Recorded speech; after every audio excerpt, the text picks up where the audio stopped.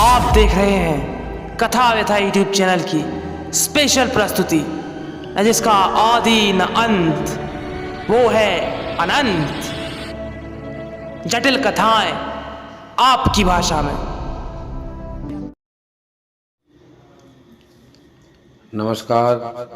जय श्री श्याम, जय श्री श्याम, जय श्री श्याम।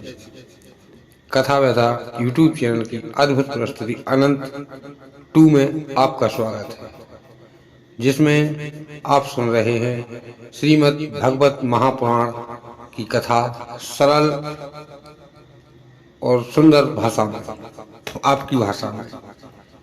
इस कथा में संगीत नहीं है और ना ही कोई और रचा है। यह केवल मूल कथा है जो मैं आपके सामने सुनाने का प्रयास कर रहा हूँ। श्रीमद् भगवत कथा के पहले दिवस में धुंधकारी की कथा आती है, द्वितीय दिवस में भक्त प्रहलाद की कथा आती है, शिव विवाह की कथा आती है। आज मैं आपके सामने भगवान भूत भावन शिव विवाह की कथा सुनाऊंगा। पूर्ण प्रयास करूंगा कि आपको पूर्ण आनंद मिले। आइए सुनते हैं भगवान भूत भावन शिव विवाह की कथा। जय श्री श्याम, जय श्री श्याम, जय श्री श्याम।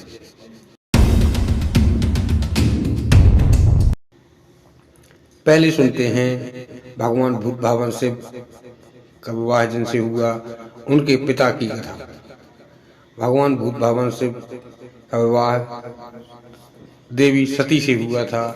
उनके पिता दक्ष थे, जो ब्रह्मा के क्रोध से पैदा हुए थे और उन्हें शिव के प्रति क्रोध की भावना भरी हुई थी।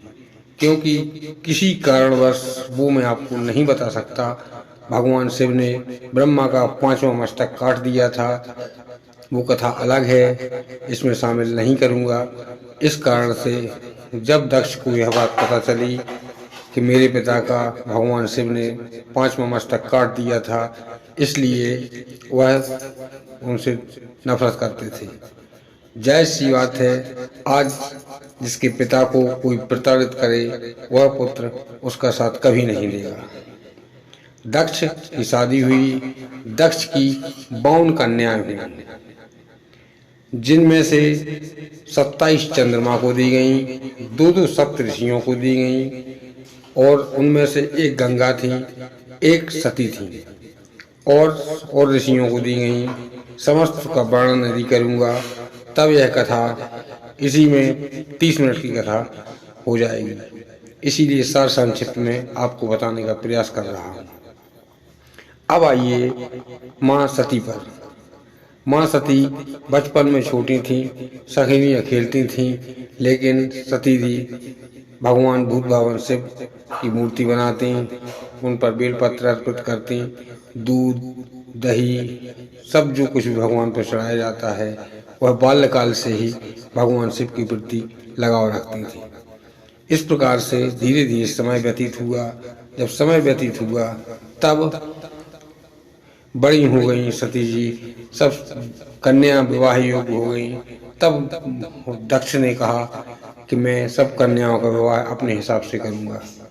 इस पर माँ सती ने तपस्या शुरू कर दी भगवान भूत भावन शिव की। और दक्ष को जब इस बात का पता चला, तब दक्ष उनसे क्रोधित हुए। कहा, मैं उससे तुम्हारी उन भूत भावन शिव से शादी नहीं करूंगा, क्योंकि मैं उसे अच्छी तरह से जानता हूँ। मैं उनसे तुम्हें शादी नहीं कर सकता हूँ। इस प्रकार से शादी, जब माँ ने कहा, माँ का नाम मैना देवी था, जब मैना देवी ने कहा कि जब पुत्री की इतनी ही हार्दिक इच्छा है, तब तुम उसके लिए अपने आप को बदल नहीं सकते। इस पर माँ और बेटी की जिद पर आकर बेटी के सामने झुककर तमाम प्रयास करने के बाद जब दक्ष अपने उद्देश्य में सफल नहीं हो सके, सती जी अपने उद्देश्य में डटी रही कि मैं साथ विवाह करूंगी, तब भगवान शिव से करूंगी, वरना कुंवारी मर जाऊंगी।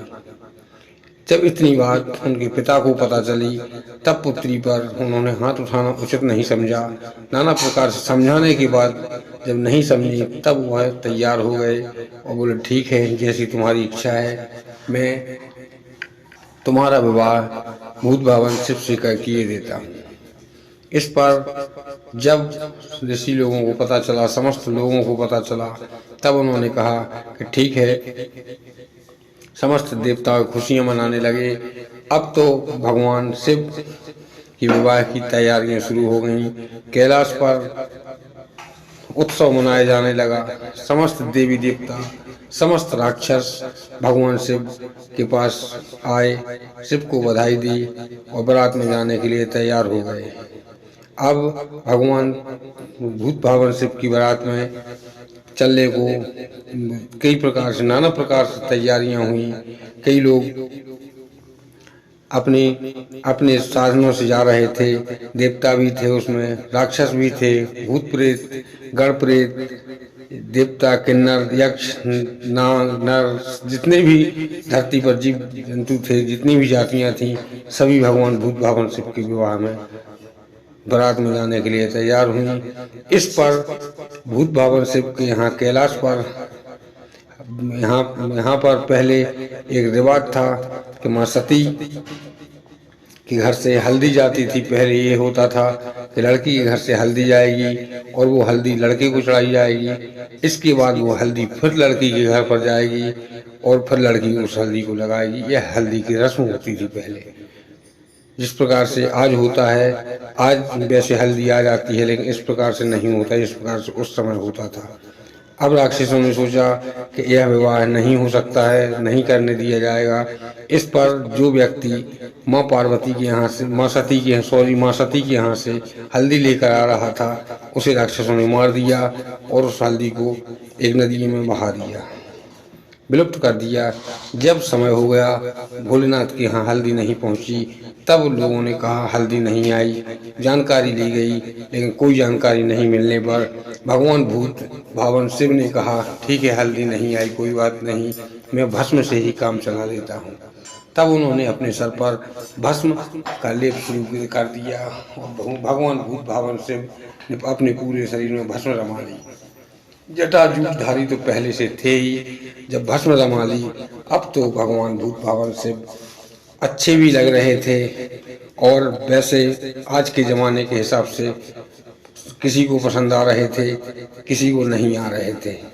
इतनी तैयारी होने के बाद समस्त देवता इकट्ठे हुए और बारात चलने की तैयारी की गई। जब बारात चली तब लोगों ने, देवताओं ने विचार किया कि इस प्रकार से बारात जाएगी तब तो बहुत ही गड़बड़ हो जाएगी। बारात के आगे सबसे पहले नंदीश्वर पर सवार होकर भगवान भूत भावन शिव के आने से पहले देवता आगे चले। सबसे पहले देवता थे, इसके बाद ऋषि मुनि थे, इसके बाद भगवान भूत भावन शिव नंदी पर सवार थे, इसके बाद और ऋषि मुनि थे, इसके बाद गण प्रेत थे, इसके बाद नाग, किन्नर, यक्ष, सब लोग होने के बाद जितने भी भूत प्रेत पिशाच आदि थे, सब लोग शिव, भगवान शिव की बारात में पहुंचे। जब यह बारात उनके दरवाजे पहुंची दक्ष के, तो उनकी माँ ने कहा कि मैं आती हूँ थाली लेकर, क्योंकि वह भी सती की जिद के आगे झुक रही थी। तब वह थाली लेकर जिस समय पहुंची, उस समय में भगवान शिव ने उनके लिए अपना पंचमुखी रूप दिखा दिया, जो केवल मैना रानी को ही दिखाई दे रहा था, दक्ष की पत्नी यानी सती की माँ को दिखाई दे रहा था, बाकी और किसी को दिखाई नहीं दे रहा था। जब उन्होंने पंचमुखी रूप देखा तो रूप को देखकर उन्होंने कहा, वह वहीं थाली हाथ से छूट गई और वहीं गिरकर बेहोश हो गई। जब उन्हें अंदर ले जाया गया, कुछ देर बाद जब उनकी माँ को होश आया, तब उन्होंने कहा कि मैं इस लड़के से अपनी पुत्री का विवाह नहीं करूँगा। बारात लौट जाए, लौटना है तो चाहे कुछ भी हो जाए, अगर इससे मैं विवाह कर दूंगी तो मैं मर जाऊंगी। अपनी जिद पर अड़ गई। इस पर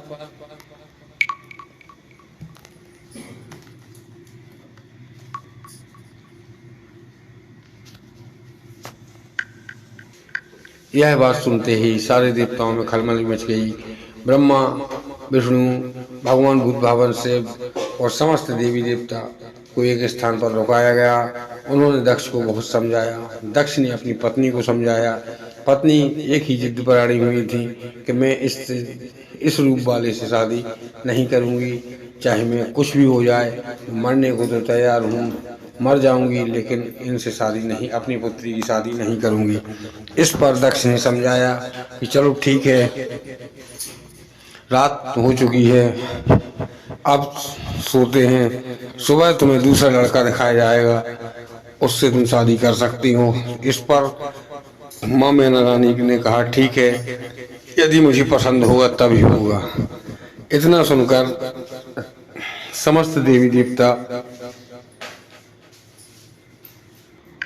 जब यह बात श्री हरि विष्णु को पता चली तब वह बोले कोई बात नहीं, अब मैं तुम्हें तैयार करता हूँ। उन्होंने भगवान भूतभावन शिव को जो विराट रूप था उस विराट रूप को समाप्त किया। जटाएं जूटें खोली। जटाएं खोलने के बाद उनके लिए जिस प्रकार से आज एक मेले कुचेली वस्त्र पहने हुए, बाल बिखरे हुए आदमी को ब्यूटी पार्लर पर ले जाकर तैयार कर दिया जाता है, वह आदमी समझ में नहीं आता, उसी प्रकार से उन्होंने भगवान भूतभावन शिव के लिए तैयार किया। तैयार करने के बाद अब सुबह हुई तब मैंने रानी को दिखाया कि चलो ठीक है, उस लड़के से उनसे शादी ना करो, वो तो तुमने अपमान कर दिया था, तो भोलेनाथ तो रात में ही भाग गए थे। चलो ठीक है, तुम एक काम करो, मैं तुम्हें एक लड़का दिखाता हूँ, उससे शादी कर सकती हूँ। उन्होंने कहा ठीक है। जब उन्होंने उनको भोलेनाथ ही को दिखाया दोबारा में, तब सती की माँ को समझ में नहीं आया कि वही है या और कोई है। तब उन्होंने कहा कि ठीक है, मैं शादी के लिए तैयार हूँ, लेकिन कम से कम जिसे मैं जमाई बना रही हूँ उसका नाम तो पता चलना चाहिए, उसका नाम क्या है। भगवान भोलेनाथ के मस्तक पर चंद्रमा रहता, हमेशा साथ में रहता था, इसीलिए भगवान भूतभावन शिव का एक नाम चंद्रशेखर है। ब्रह्मा जी ने कहा इनका नाम चंद्रशेखर है। चंद्रशेखर से सती की माँ ने शादी करने के लिए स्वीकृति दे दी और चंद्रशेखर से ही उसी रूप में भगवान भूतभावन शिव की शादी हुई। अब यह कैसे हुआ और क्यों हुआ, इसके बारे में सुनते हैं। जिस समय पर भगवान भूतभावन शिव की बारात की तैयारी चल रही थी, उस समय पर भांग और गांजा की भरमार चल रही थी। कुछ लोग इकट्ठा होकर एक दूसरे को भांग घोंट घोंट के दे रहे थे। उसी समय पर माता अनुसुईया, अत्रि मुनि और उनके पुत्र पहुँचे। उनके पुत्र का नाम दुर्वासा था। उन्होंने दुर्वासा जी ने वहाँ जाने को मना किया। जब माँ ने कहा ठीक है चलो, तब उन्होंने कहा ठीक है मैं चलता हूँ, लेकिन मुझे क्रोध बहुत आता है। तब माँ ने कहा कोई ऐसे काम मत करना जिससे मुझे लज्जित होना पड़े। इस पर दुर्वासा जी भगवान भूतभावन शिव से मिलने जा रहे थे। जाते जाते समय में एक दो बार प्रेतों ने उन्हें भांग दी कि हे आइए भांग लीजिए महाराज जी। तब उन्होंने मना कर दिया। चिलम दी, कई प्रकार और नशे दिए, तब उन्होंने मना कर दिया। इस प्रकार से वह भोलेनाथ के पास पहुँचे और भोलेनाथ से कहा कि भोलेनाथ ये तुम्हारे गढ़ पर बहुत ही नशा कर रहे हैं और मुझे भी नशा करने के लिए उकसा रहे हैं। तब भोलेनाथ ने कहा कोई बात नहीं, आज आनंद का दिन है, आज आप भी भांग पी कर देखिए कैसा आनंद आता है। इस पर बस इतना कहना था। इस पर दुर्वासा ऋषि को क्रोध आया और उन्होंने श्राप दे दिया कि हे भोलेनाथ, मैं तुम्हें श्राप देता हूँ कि जिस रूप में तुम्हें अपने आप में बहुत घमंड है, जाओ, तुम्हारी उस रूप में शादी नहीं होगी। यही कारण था कि भोलेनाथ जानते थे कि हमें श्राप मिल चुका है। श्राप की लज्जा रखने के लिए उन्होंने यह सब किया। भगवान भूतभावन शिव की शादी माँ सती के साथ हो गई। सती जी समस्त सखियों को त्याग कर कैलाश पर आईं और कैलाश पर सुखपूर्वक रहने लगी। कुछ समय रहने के बाद जब थोड़ा बहुत समय ही निकला था, लगभग साल 2 साल का, उस पर भगवान भूतभावन शिव ने कहा, भगवान भूतभावन शिव उन्हें योग साधना सिखाने लगे, लेकिन वह सीखने को तैयार नहीं थी। इस पर एक समय की बात है कि राजा दक्ष ने समस्त सभा बुलाई और सभा में भगवान शिव को बुलाया। जब शिव को बुलाया महाराज दक्ष जी वहां पहुंचे, जैसे ही समस्त देवी देवता उठकर खड़े हुए, इस पर शिव खड़े नहीं हुए। इस पर दक्ष को क्रोध आया और कहा, हे शिव, तुमने मेरा अपमान किया है। तब शिव ने कहा, मैंने आपका कहीं अपमान नहीं किया है, आप मेरे ससुर हैं, मैं आपका जमाता हूँ, सम्मान आपको मेरा करना चाहिए। इस पर उन्होंने कहा, ठीक है, मैं तुम्हें सभा से निष्कासित करता हूँ और तुम्हारा इसमें सभा में कोई रोल नहीं रहेगा। इतना अपमान सुनने के बाद भगवान भूत भावन शिव उस सभा को त्याग कर वहां से चल पड़े। आगे आने के बाद कुछ समय के बाद राजा दक्ष ने सोचा कि मुझे अपने अपमान का बदला लेना है भगवान शिव से, और इनके लिए यह भगवान भूत भावन शिव को सब बातें पता थी। इस प्रकार से उन्होंने सोचा कि मैं जब से प्रजापति बना हूँ, यानी देवताओं का प्रजापति हूँ, तो मुझे कुछ करना चाहिए। तब उन्होंने एक विशाल यज्ञ की रचना की। यज्ञ हुआ। यज्ञ का निमंत्रण समस्त देवी देवताओं को दिया गया। इस पर सबको निमंत्रण देने के बाद उन्होंने समस्त कन्याओं को निमंत्रण दिया, केवल सती को निमंत्रण नहीं दिया। जब सब देवी देवता सिर्फ अपने दक्ष के यहाँ जा रहे थे, आकाश मार्ग से, कैलाश से होकर, तब नारद जी आए और भगवान भूत भावन शिव से बोले, हे भोलेनाथ, आप दक्ष के यहाँ यज्ञ हो रहा है, उसमें नहीं चलेंगे। तब भूत भावन शिव ने कहा, मुझे निमंत्रण नहीं है, मैं नहीं जाऊंगा। इस पर माँ सती ने कहा, क्या मेरे यहाँ पिता के यहाँ यज्ञ हो रहा है? और नारद का तो काम आप लोग जानते ही होंगे, उन्होंने कहाँ कह दिया। अब तो सती जी जिद पर अड़ गईं कि मैं अपने पिता के यहाँ जाऊंगी। इस पर भूत भावन शिव ने कहा कि हे सती, बिना बुलाए किसी के यहाँ नहीं जाना चाहिए, चाहे भले ही वो पिता का ही घर क्यों ना हो। तब उन्होंने कहा, हो सकता है पिताजी के पास इतने सारे काम हैं, इतना बड़ा यज्ञ कर रहे हैं, अकेले हैं, हो सकता है कि निमंत्रण देना भूल गए हों। तब उन्होंने नारद जी से पूछा कि निमंत्रण सबके लिए दिया गया? तब उन्होंने कहा कि हाँ, इनके उन कन्याओं के लिए निमंत्रण दिया गया, केवल आपको नहीं दिया गया है। इसका कारण पूछा, तब नारद ने मना कर दिया कि मुझे कोई पता नहीं है। इस पर भगवान भूत भावन शिव ने कहा, सती, तुम्हें जानबूझकर नहीं बुलाया गया है, मेरा एक बार अपमान वहां पर दक्ष ने अपनी सभा में कर दिया है, अब मैं तुम्हें नहीं भेज सकता हूँ, ना ही मैं जा सकता हूँ। इस पर सती जी ने जिद की आगे भोलेनाथ झुक गए। झुकने पर जब भोलेनाथ से सती जी जिद करने लगी, तब सती से बोले, ठीक है, अगर तुम जाना चाहती हो तो जाओ, लेकिन मैं नहीं जाऊंगा। नंदीश्वर पर सवार होकर माँ सती अपने पिता के यज्ञ में पहुंची।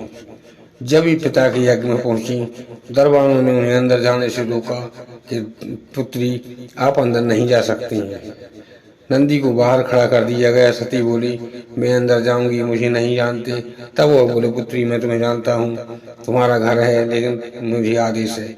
तब वह बोली, आदेश किसने दिया? तब वो दरबान बोले, मुझे राजा दक्ष का आदेश है कि आपको अंदर नहीं आने दिया जाए। इस पर माँ सती जी ने कहा कि ठीक है, अगर नंदी नहीं जा सकते तो कोई बात नहीं, मैं अपने पिता से बात करने के लिए जा रही हूँ, मुझे कोई नहीं रोक सकता। सती जी अंदर पहुंची। उनकी एक भी बहन उनसे नहीं बोली, उनकी माता उनसे नहीं बोली। अब वह पिता के पास पहुंच चुकी थी। पिताजी यज्ञ की तैयारी कर रहे थे। यज्ञ वेदी तैयार हो चुकी थी, अग्नि डल चुकी थी, लेकिन अभी स्वाहा स्वाहा होना बाकी था। इस पर सती जी ने कहा पिताश्री से कि हे पिताश्री, मेरी कौन सी गलती है जो तुमने मुझे नहीं बुलाया? तब दक्ष ने कहा, ठीक है, वैसे तुम्हें आना नहीं चाहिए था, यदि आ ही गई हो तब तुम उस शिव को क्यों नहीं लाई साथ में? और तुमने सबसे बड़ी गलती यही की है कि तुम्हें उससे शादी नहीं करना चाहिए था। यदि शादी तुमने कर ली है, जब मैंने तुम्हें नहीं बुलाया तब तुम्हें नहीं आना चाहिए था। शिव के लिए अपमानजनक शब्द वो शब्द कहे जो मैं कथा के माध्यम से आपको नहीं कह सकता। इस पर सती जी बोली, बस पिताश्री, जो कहना है आप मुझे कह सकते हैं, लेकिन मेरे पति परमेश्वर को कुछ नहीं कहना। इस पर पिताश्री ने और भी कठिन शब्दों का प्रयोग किया जो मैं आपके सामने बयान नहीं कर सकता हूँ, ना ही किसी ग्रंथ में वो शब्द लिखे हुए हैं। बस इतना लिखा है कि वो कठोर शब्द कठोर शब्द क्या हो सकते हैं आप अंदाजा लगा सकते हैं। टीवी सीरियल वाले तो कुछ भी दिखा सकते हैं, लेकिन मैं कथा के माध्यम से आपके सामने पेश नहीं कर सकता हूँ। इस पर सती जी ने कहा, बस पिताश्री अब रुक जाइए। लेकिन दक्ष रुकने वाले कहाँ थे, और इस पर सती जी ने उसी हवन कुंड में अपना विराट रूप दिखाकर कहा, हे पिताश्री, मैं आपकी पुत्री हूँ और मैं अपने पति की ऐसा सुन बर्दाश्त नहीं कर सकती हूँ, और अपने आप को यज्ञ के कुंड में स्वाहा कर दिया। जिस प्रकार से जब यज्ञ कुंड में सती जी गिरी, सती जी की मृतदेह वहीं पड़ी रही। अब नंदीश्वर को बाहर पता चला, तब उन्होंने अंदर जाकर देखा, उन्हें अंदर नहीं जाने दिया गया, और वह जाकर देख के फिर भगवान भूत भावन शिव के पास पहुंचे। शिव से कहा, हे भोलेनाथ, अनर्थ हो गया है, माँ ने देह त्याग कर दी है हवन कुंड में। इस पर भगवान भूत भावन शिव को क्रोध आया। क्रोध आने पर उन्होंने अपनी एक जटा उखाड़ी, जटा उखाड़कर धरती में पटकी। उससे एक वीरभद्र नाम का राक्षस प्रकट हुआ, जो हजारों लाखों साल से भूखा था। उसने कहा, हे भोलेनाथ, मुझे किस लिए प्रकट किया गया? सबसे पहले मुझे भोजन दीजिए, वरना मैं इतना भूखा हूं कि मैं मर जाऊंगा। इस पर भोलेनाथ ने कहा, अगर तुम्हें भूख लगी है तो अपने हाथ और पैर खा लो। तब उस राक्षस ने ऐसा ही किया। तब वो बोला, हाँ, अब मैं जा सकता हूँ, कुछ समय चल सकता हूँ। तब भोलेनाथ ने कहा, जाओ और राजा दक्ष के यहाँ जो भी तुम्हें मिले उसे नष्ट कर दो और दक्ष सबको खा लो।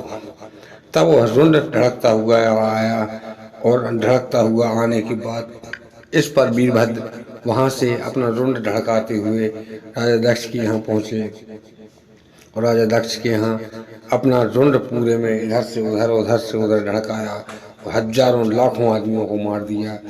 अब राजा दक्ष उनसे लड़ने के लिए तैयार हुए। जब उन्होंने बाण चलाते या कोई भी अस्त्र शस्त्र का प्रयोग करते, उन्होंने भगवान विष्णु से कहा कि इस राक्षस को संभालो, ब्रह्मदेव से कहा, इंद्र से कहा। तब सभी लोगों ने मना कर दिया कि मैं शिव के क्रोध का भागी नहीं बन सकता हूँ, और मैं आपकी इस बारे में कोई मदद नहीं कर सकता हूँ। इस पर दक्ष ने बाण चलाए, कई बाण चलाए, लेकिन वीरभद्र को कुछ नहीं हुआ। अंत में जब उन्होंने ब्रह्मास्त्र का प्रयोग करना चाहा, इस पर ब्रह्मदेव ने उन्हें मना कर दिया और कहा कि मेरा ब्रह्मास्त्र इस पर काम नहीं करेगा। और ना ही विष्णु भगवान ने अपना सुदर्शन चक्र को मना कर दिया कि चक्र भी आपके साथ नहीं होगा। इंद्र ने अपने वज्र का मना कर दिया। आखिरकार उन्होंने उस वीरभद्र पर जो भी अपने और अस्त्र शस्त्र सबका प्रयोग किया। अंत में वीरभद्र जी को जब एक अस्त्र लगा, और उसने वह जैसे ही अस्त्र का प्रयोग करते, वीरभद्र केवल ओम नमः शिवाय मंत्र का जाप करता और यहाँ से अस्त्र अपने आप ही जाता, अस्त्र कट जाता। आखिरकार जब उन्होंने कोई शक्ति वीरभद्र को मारना चाहिए, इस पर शिव को क्रोध आया कि अब तो हमारा वीरभद्र ही नष्ट हो जाएगा। शिव ने यहीं से त्रिशूल उठाया कैलाश से, और कैलाश से त्रिशूल उठाकर दक्ष पर चला दिया।